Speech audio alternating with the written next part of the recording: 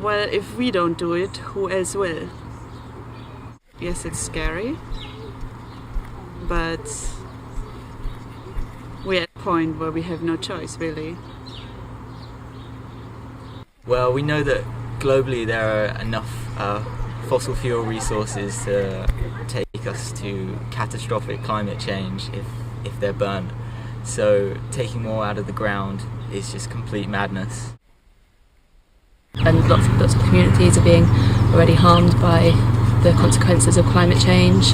Direct action for me is a way that I can take it seriously and try to take some of that power that big companies have over defining our course of action.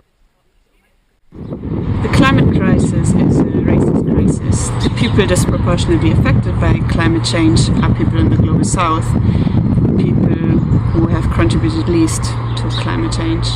However, there's also a kind of more local environmental justice issue in that the people suffering from air pollution caused by coal, people living close to mines, are often not the ones who take the decisions.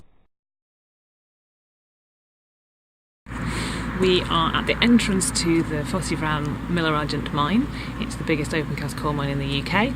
Behind us is the railhead terminal where the coal gets loaded onto trains and taken to Aberthaw Power Station, which is run by RWE Npower. Aberthaw Power Station needs to close. It produces high levels of nitrogen oxide because of the wild coal that it burns, and it's long past the time the power station closed. In closing the power station, then the mine would also need to close, and it's really important that this mine is restored as soon as possible.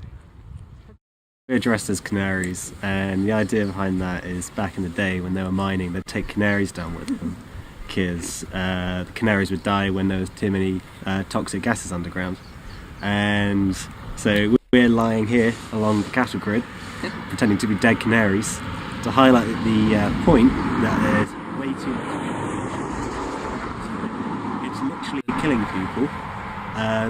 It's causing irreversible damage to our climate and to our world.